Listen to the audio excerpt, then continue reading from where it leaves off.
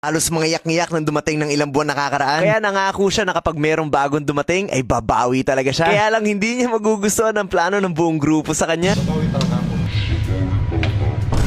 Ngayon, gusto mo bang bumawi? Sobra. Pasensya na, trabaho lang. Masyado kang gigil. Meron muna akong gustong i-share sa inyo. Sabi sa 1 Timothy 2 verse 8, "In every place of worship, I want men to pray with holy hands lifted up to God, free from anger and controversy." Okay na okay yung nagpupuri ka sa Panginoon. Tinataas mo yung mga kamay mo. Pero ang tanong, habang ginagawa mo yun, ay wala ka bang daladalang galit sa puso mo? Wala bang tumatakbong masamang pag-iisip sa'yo laban sa ibang tao? Kasi kung ganon, then it will just be a show. Wala lang. Sa panlabas, okay. Tinataas mo yung kamay mo, kumakanta ka. Pero ano yung nilalaman ng puso mo habang ginagawa mo ang mga bagay na to? Ano yung kinikwento mo sa ibang tao? Ano yung lumalabas sa bibig mo? Kasi again, kahit anong taas mo ng kamay mo, kung ang nilalaman ng puso mo ay kabaliktaran nito, ay baliwala rin. I pray na kung ano man pangit yung laban ng puso natin, galit man yan, inis, o hindi magagandang bagay, ay mawala ito. At ipagdasal mo yun sa Panginoon. At sana po ay malinaw at naintindihan nyo talaga mensahe ng video na to. Ilang buwang nakakaraan dumating itong si Vince Mavs at hindi niya makakalimutan ang pag-welcome namin sa kanya. Dito ay walang pumansin sa kanya. Namumutla siya at natatakot. Uy, ba't ka nagtatasok? Wait, mabusisa ako. At dito ay parang gusto niya nang umuwi ng Isabela. Kaya naman na malaman niyang prank ay sabi niya babawi daw siya kapag merong bagong darating. Yun na nga yung araw na yun. Merong pupunta dito sa bahay na matagal nang gusto maging part ng Mavs. At nakalaro namin siya sa Balayan, Batangas. Isa siya sa nagpahirap sa amin at grabe talaga yung puso at hustle sa laro. Dahil dyan, nabigyan siya ng pagkakataon pumunta dito. Ang pangalan niya nga ay Kyle at mukhang hindi ito yung bawi na hinihintay ni Vince. Bawi talaga. Pero, tatlo pa yun. Pag may bago, doon ka bumawi. Doon ako babawi. Pasensya na, trabaho lang. Masyado kang gigil. So meron tayong gagawin. Ang gagawin natin, ipaprank natin siya.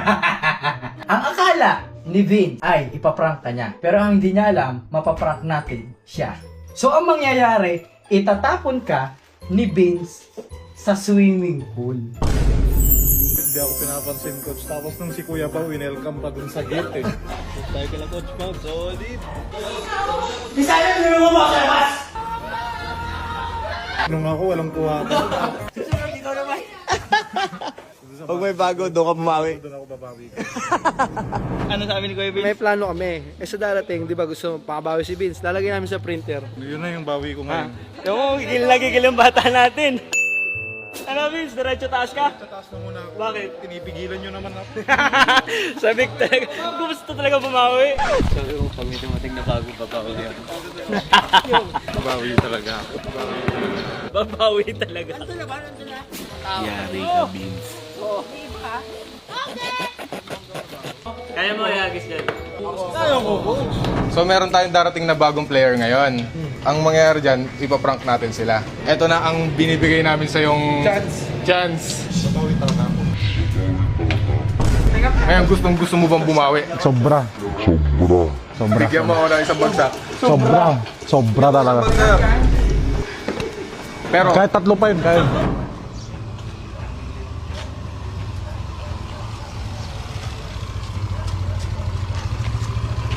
yes. Ready ka na ba sa ating surprise? Pwede na kuya. Kunyari hindi tayo magkakilala. Oh, ready na sila dyan sa loob. Pasok na tayo. Ayan na yung bagong player. Okay lang, pasalubungin natin. Nakaupo na siya. Actually, nakaupo na siya dito sa may... Ano kaya? Nakaupo na siya sa may sofa. Dito na. Bagong player. Nakalaban namin siya. Ito ang head chef namin. Anong pangalan mo kaya? Kain po. Kay. Ay, siya, parang tinatakot mo. Huwag mo nang takutin na. Ikaw na. Tumawa mo kasi. Ay, siya, ulit mo. Anong pangalan mo, pre? Gumagano lang agad eh. Dito natatawa ako dahil ganado si Vince at naghihintay talaga makabawi. Tinatabik ng kamay mo pag natira ka. Anong trabaho mo, pre? Sorry. Ano, austor natin. Austor. Sa lawas sa kusina muna tayo. Okay na lang siya yung saan nabubuha ko ay duha. Nagkakanta ka? Hindi ba? Allah! Ang usapan, hindi ako ang kukuha ng cellphone. Nako, Vince, yari ka. Abangan nyo yung susunod na video. Sobrang laugh trip yun. Jesus, you knew me from the start. You saw the deepest part of my heart. I can't believe you called my name, yet still you love me just the same.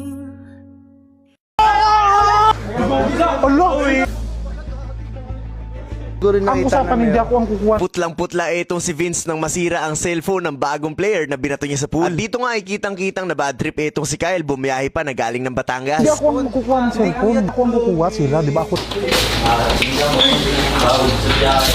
Ayun na nga, nag-walkout na. Bago ituloy ito, ay meron muna akong gustong i-share sa inyo. Sabi sa Jeremiah 17 verse 5, sinabi pa ng Panginoon, isusumpa ko ang taong lumalayo sa akin at nagtitiwala lamang sa tao. Ang tanong, ilang beses na ba tayong nagtiwala sa tao? At ilang beses na rin ba tayo nabigo? At alam mo ba na sa tuwing ginagawa mo yon ay tinatalikuran mo ang Panginoon? Hindi mo naman kailangan sabihin na, Lord, ayaw ko sa'yo. Lord, hindi kita susundin. Sa simpleng pagbigay ng higit na tiwala sa tao kaysa sa Panginoon, ay ginagawa mo na ito. Kaya tuloy kahit anong dasal natin, hindi tayo kumukonekta sa Panginoon kasi lumalapit tayo sa Kanya, pero hindi talaga buong pusong nagtitiwala. Pag sinabi mo nagtitiwala ka sa Panginoon, ay napakasimple lang. Lord, let your will be done. Kung anong kalooban mo, Lord, yun ang mangyari sa buhay ko. Hindi yung sinasabi nating nagtitiwala tayo sa Kanya, pero pilit nating ginagawa yung sarili nating diskarte. At yung tiwala natin ay ibinibigay natin sa tao. At lagi tayong nadidisappoint. Sana naiintindihan mo na ngayon kung ano talagang ibig sabihin ng sa Diyos lang ang tiwala. At sana po ay malinaw at naintindihan nyo talaga mensahe ng video na to.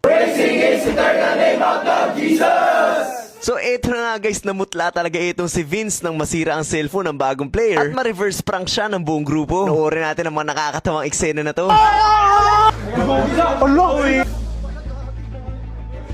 Ang usapan, hindi ako ang kukuha ng cellphone.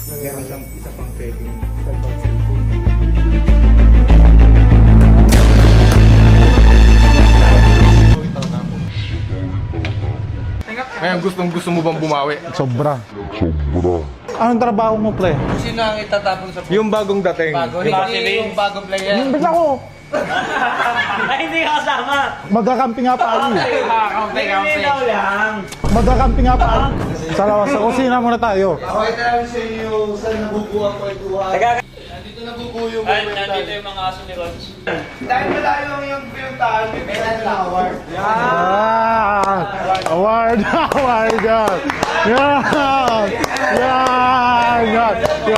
Selfie! Selfie! Mamaya! Ha? Selfie na! Selfie tayo! Selfie! Oy! Grupo! Dito nga sobrang excited nitong si Vince kasi babawi daw siya kapag may bagong player na dumating. Dahil nung siya yung dumating ay talaga namutla siya. At ang usapan dito ay siya ang bubuhat at magtatapon sa pool. Tignan nyo, nakapwesto na, tuwan-tuwa sa mangyayari. Ang hindi niya alam, maya-maya lang ay mamumutla siya. Welcome na natin! Welcome! Welcome! 1, 2, 3, go! Go! Go! Go!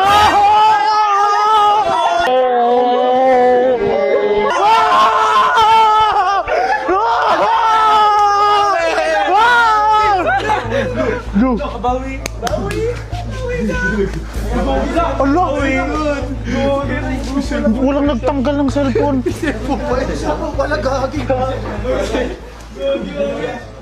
Uy, walang nagtanggal ng cellphone.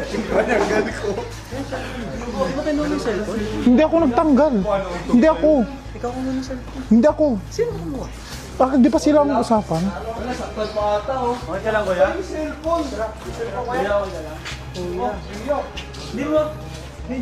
Kuya Vince, Hindi ako ang kukuha ng cellphone. sino pagkabuhat mo sa Hindi si Kuya Miko dapat. Dalawa pala yung cellphone niya. Di ba iba yung magpipicture sana?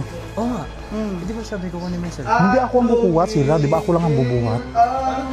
Akala mo. Hindi ako ang bubuhat. Kunwari iba yung magkakapkap. Di ba? Gamit ko yan sa school. Ala. Okay ka lang, kuya? Kaya ano cellphone mo to gano'n natin sa akin? Pang school daw niya, Kuya Vince. Sa bigas, kuha ka yung bigas. Walang nagsabi. Akala ko. Dito mo nakapa. Alam mo. Ako ka, Kuya. Hindi ako ang kukuha. Di ba ako ang maghahagis? Oo nga, pagkahagis mo, kunin mo. Hindi ako ang kukuha. Kuya.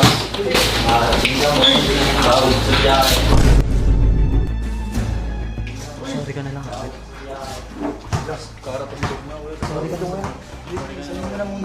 O parang... Hindi kuya.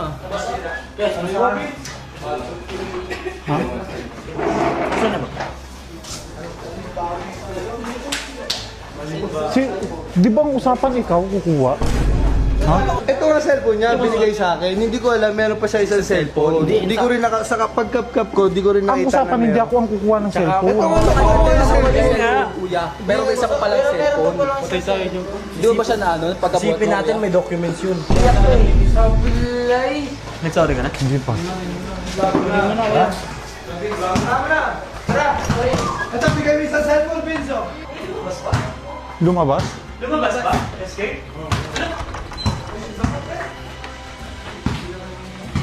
Lumabas?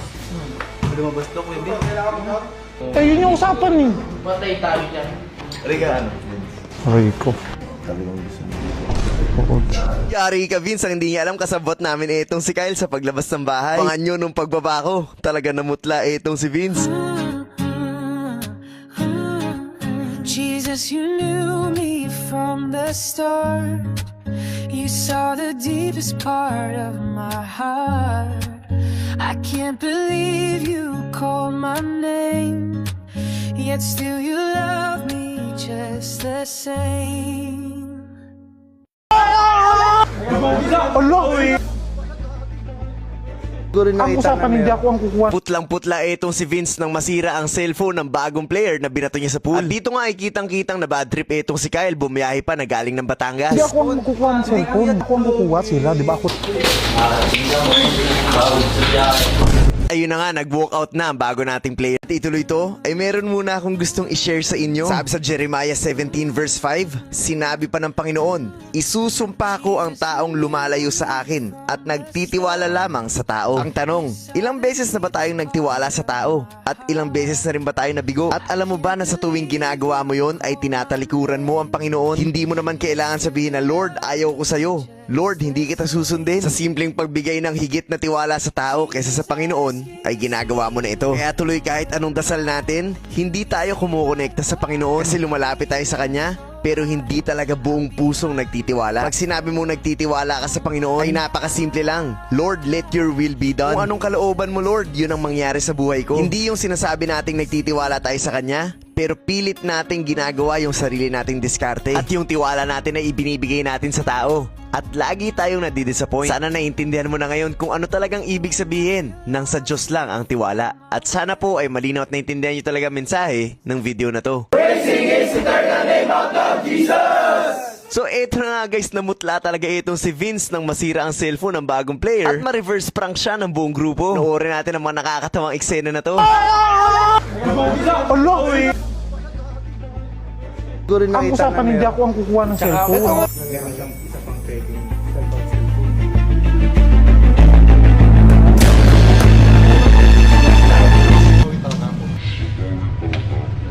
Ngayon, gusto mo bang bumawi? Sobra.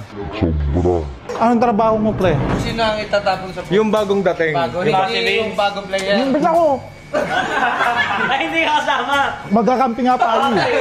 Ikaw lang. Magkakampi nga pa ako.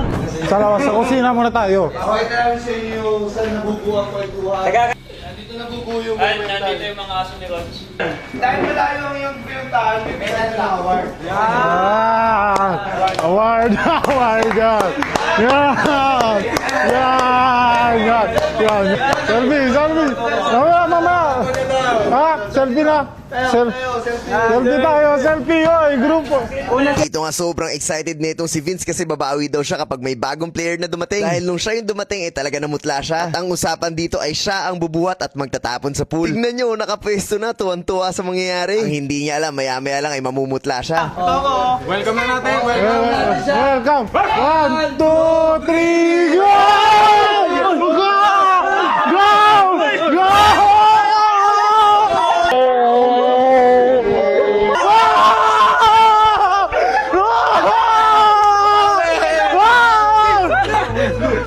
Bawi! Allah! Walang nagtanggal ng cellphone.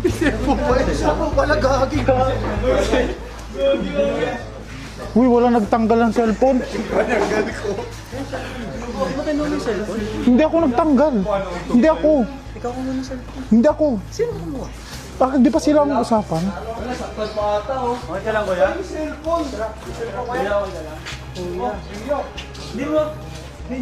Kuya Vince, Hindi ako ang kukuha ng cellphone. Sino pagkabuhat mo sa Hindi si Kuya Miko dapat. Dalawa pala yung cellphone niya. Di ba iba yung magpipicture sana? Oo nga. Di ba sabi ko kunin mo yung cellphone? Hindi ako ang kukuha sila. Di ba ako lang ang bubuhat? Akala mo. Hindi ako ang bubuhat. Kunwari iba yung magkakapkat. Di ba?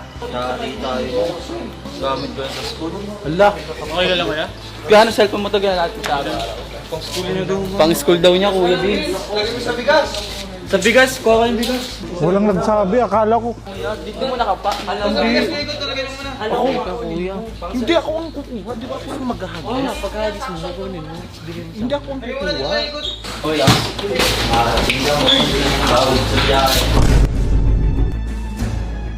Sorry ka na lang.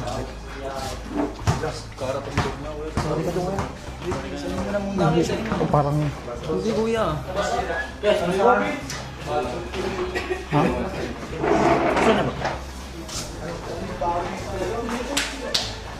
Si, di ba ang usapan ikaw kukuha? Ito nga cellphone niya, binigay sa akin. Hindi ko alam, meron pa siya isang cellphone. Hindi ko rin sa pagkap-kap ko, hindi ko rin Ang nakita usapan, hindi ako ang kukuha ng cellphone. Kuya, pero may isa pa palang cellphone. Di ba siya na ano? Isipin natin may documents yun. Nagsorry ka na? Hindi pa. Ito, bigay mo isang cellphone, Vince. Lumabas? Lumabas ba? Escape?